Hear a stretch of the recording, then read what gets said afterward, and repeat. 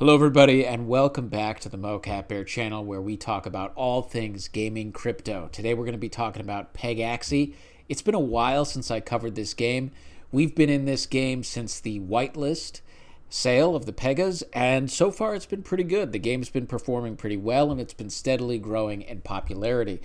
Today we're going to be talking about how to optimize your Pega's performance. We're going to be going over the tools that you can use to track stats, what those stats mean. We're also going to be demoing the 3D game that they are going to be releasing very soon. So if you like this, if you're interested in it, please like, subscribe, hit the bell notification, and without further ado, let's get into it.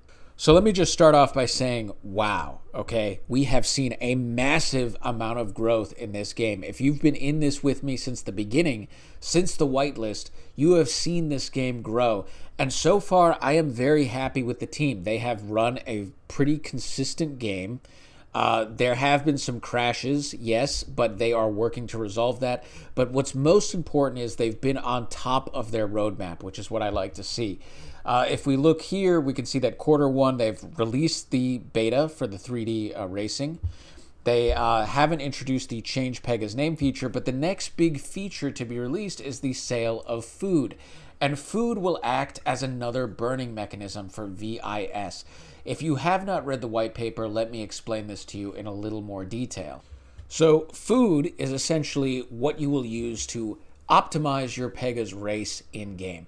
So right now, everyone's been racing their Pegas and it's all been automatic.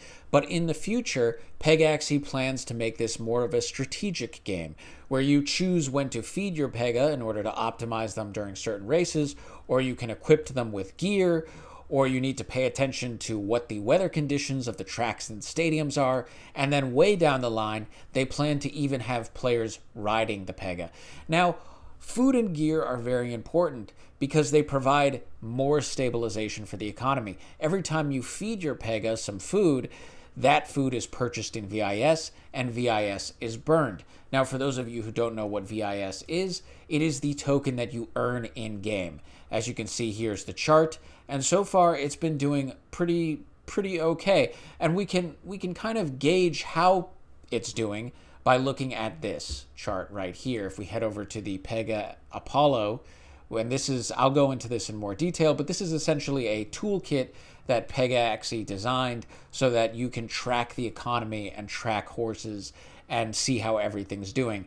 Now you can see right here, the blue is how many has been minted and the red is how many has been burned. The burning stabilizes the economy. So far we can see it's been a fairly even distribution.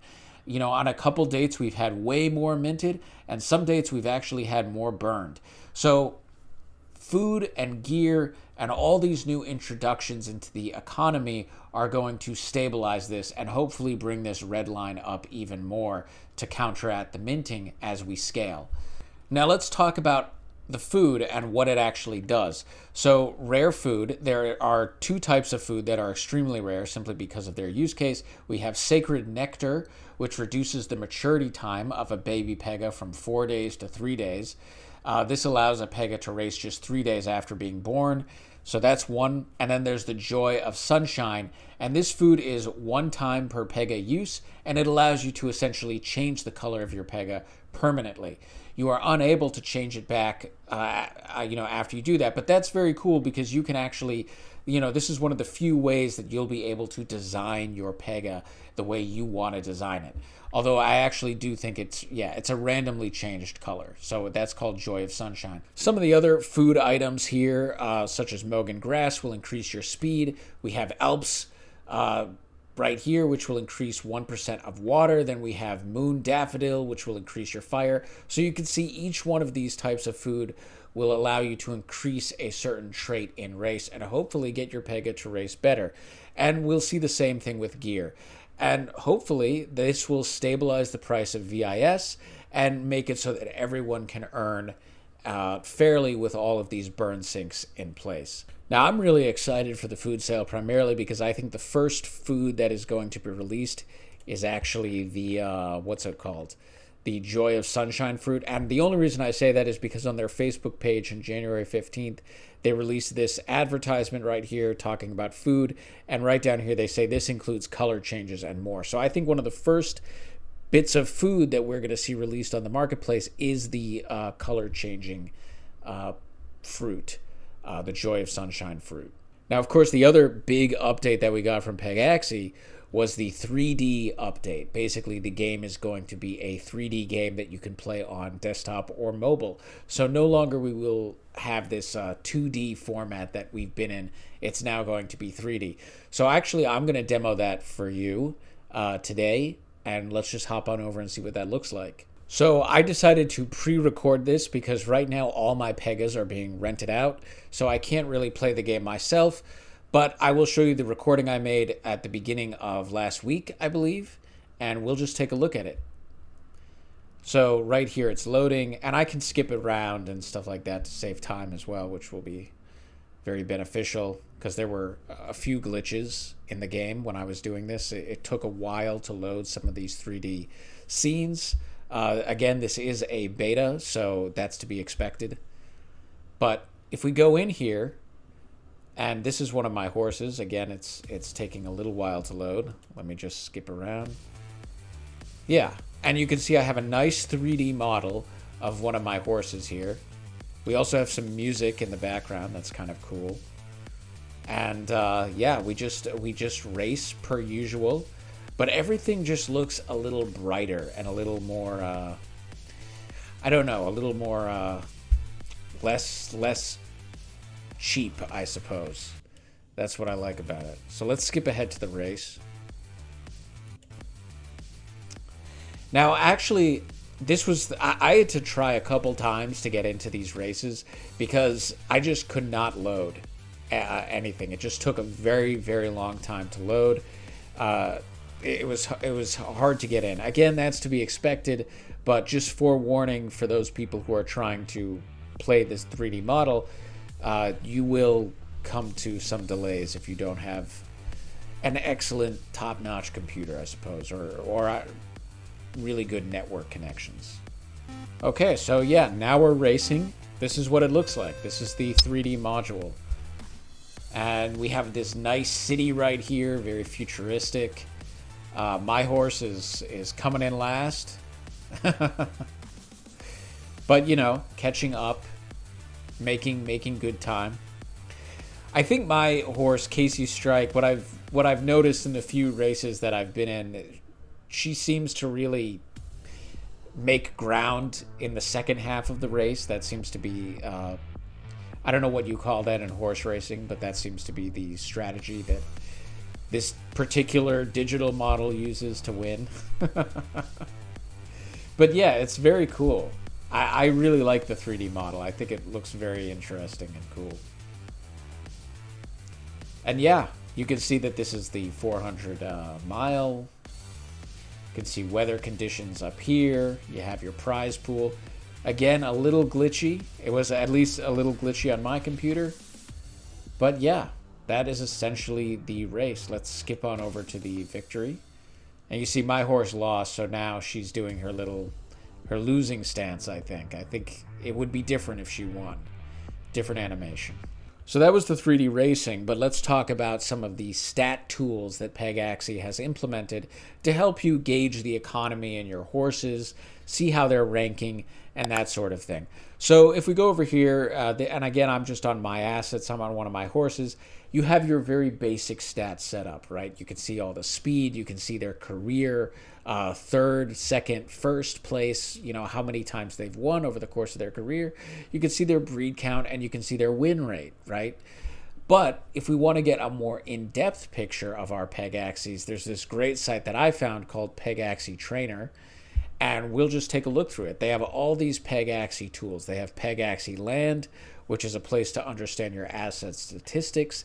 They have Pegaxy Lookup, another place where you can look up stats. The Pegaxy Rasha Tech, this is the mint versus burn chart. And again, I showed you Pegaxy's homegrown tool for that, which is called Pegaxy Apollo. And again, I'll include a link down below. But there's all these other tools that were created by other people in the ecosystem to basically look up your stats and look up the stats of the economy. This one right here is particularly interesting, the breeding calculator.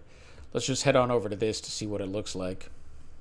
So this calculator will save you a bunch of time because you'll be able to calculate the breeding cost of what you're trying to do, and you will also be able to calculate the ROI potentially that you will get from this investment. So I used to have to do this all on paper, but now it's super easy to do, and you can just do it very fast through using this tool.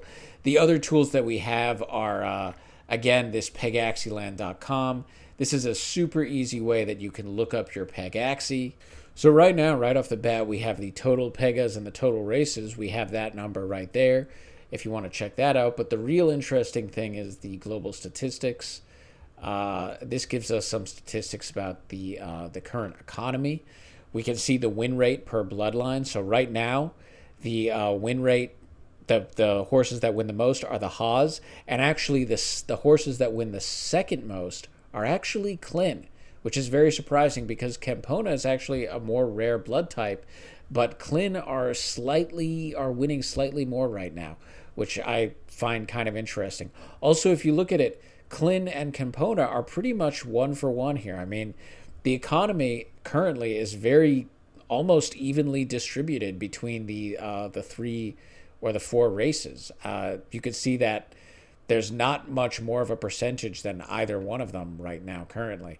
Now, the Pega's distribution by breed type is to be expected. We have way more pacers in the economy right now than any other breed type. Founding only makes up 5%. Legendary makes up 9%. But right now, both Epic and Rare are both at 10%. So there may be an opportunity there if you want to kind of look into that more. And that's kind of the an overview of the global statistics. We can also see the top racers. So these are the horses that have raced the most, I believe. And we can see number 1 is Nitro, Habagat, and Real Deal at number 3. And these are the horses that have raced the most on the platform. And then this is the one that I've been waiting for, the top winners. Again, this is a big one because, yeah, if I can get my hands on one of these horses, one of these top winners that are earning this much on the platform, that's what you want to be getting. Right now, they're all Haas. So we got the Haas founding Joey in first. We got Bilbo Baggins, Legendary in second. And Shadow Friend, which is YGG. I don't know if that means it's owned by Yield Guild Games, but they are in third. And they have 53% win rates, which is very, very high indeed. Some of the other winners we got in there are the Campona and the Haas. So it seems like the Campona and the Haas right now are the ones winning the most races. And they span all different types from founding to epic or rare. The only ones I don't see in here are pacers. So yeah, you'll get a very high win rate if you have a Campona or a Haas. Now, here's something that's really interesting. If we go to My Asset Management, you can type in your wallet, your Polygon wallet right here, and you can actually see how you're doing as a stable. So this is my stable, full transparency, and you can see that it has your Pega, it has how much VIS you've earned, it has how much VIS you earned the other day, and then if we go down, we can just kind of see your statistics. You can even have a CSV that you print out as almost like maybe a little resume or tracker that you want to put into an Excel spreadsheet or something like that. So yeah, this is very cool. This is very cool. It has all these tools here meant for you as a player to optimize your way that you want to earn. Now, in addition to all of these tools, which again I will attach in the description down below, we also have Pegaxy's homegrown Apollo network, which has all of these great things where you can track the economy. Again, the mint versus burn. We also have a Pega lookup where you can look up your Pega. Again, these are all my Pega. And you can kind of look them up and see their stats. And I guess it just takes you to the link page. But yeah, it's all very interesting. We also have this leaderboard here where you can see the top earners of all time, the top renters of all time.